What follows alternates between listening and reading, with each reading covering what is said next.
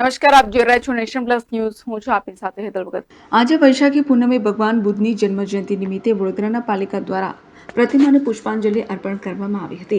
આજે વૈશાખી પૂનમ એટલે ભગવાન બુદ્ધની જન્મજયંતિ છે. ભગવાન બુદ્ધના જીવનની એવી અનેક વાર્તાઓ છે જેમાં સુખી અને સફળ જીવનનું રહસ્ય છુપાયેલું છે. આજે ભગવાન બુદ્ધની જન્મજયંતિ નિમિત્તે વડોદરા શહેરના જુબેલી બાગ ખાતે આવેલ ભગવાન બુદ્ધની પ્રતિમા પર પાલિકા દ્વારા પુષ્પાંજલિ અર્પણ કરવામાં આવી હતી. આ કાર્યક્રમમાં વડોદરાના મેયર પિંકીબેન સોની, મ્યુનિસિપલ કમિશનર દિલીપ રાણા સાથે નગરસેવકો ઉપસ્થિત રહ્યા હતા. મનના અજ્ઞાનરૂપી અંધકારા ઉપર વિજય પામી તું શુદ્ધ થા, ધીમે ધીમે વૃદ્ધિ પામી તું વૃદ્ધ થા, કાં તો પછી તું સર્વસ્વ ત્યાગી બુદ્ધ થા. ભગવાન બુદ્ધની આજના વૈશાખી પૂર્ણિમાના જન્મજયંતિ અવસર પર જુબેલીબાગ ખાતે આવેલી તેમની પ્રતિમાને સૌએ સાથે મળી અને પુષ્પાંજલિ અર્પણ કરી.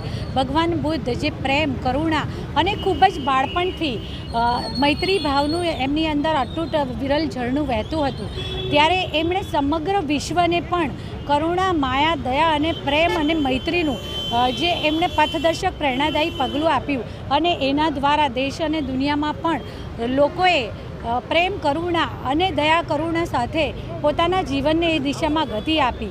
આદરણીય વડાપ્રધાન શ્રી નરેન્દ્રભાઈ મોદીજીએ પણ એમના એક વક્તવ્યમાં કહ્યું હતું કે પ્રત્યેક મનુષ્ય, આ પૃથ્વી પરનો પ્રત્યેક મનુષ્ય જો ઈચ્છે તો પોતે સિદ્ધાર્થથી બુદ્ધ બનવા તરફ પોતાના જીવનને ગતિ આપી શકે છે.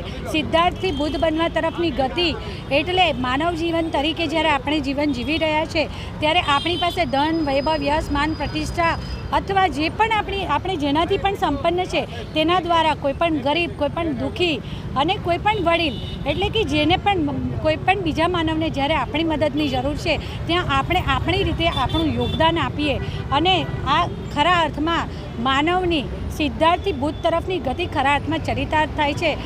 અને એ સાચા અર્થમાં ભગવાન બુદ્ધને આપણા સૌની આ પુષ્પાંજલિ હશે, હૃદયાંજલિ હશે. આજના પવિત્ર અવસર પર હું સૌને ભગવાન બુદ્ધની જન્મજયંતિ નિમિત્તે ખૂબ ખૂબ શુભેચ્છાઓ પાઠવું છું. Bureau report, nation plus news, Vadodara. સમાચારોના સતત અપડેટ મેળવવા માટે અમારી નેશન પ્લસ ન્યૂઝની યુટ્યુબ ચેનલને સબસ્ક્રાઇબ કરો, બેલ આઇકન દબાવો અને જોડાયેલા રહો ફેસબુક, ઇન્સ્ટાગ્રામ અને ટ્વિટર પર.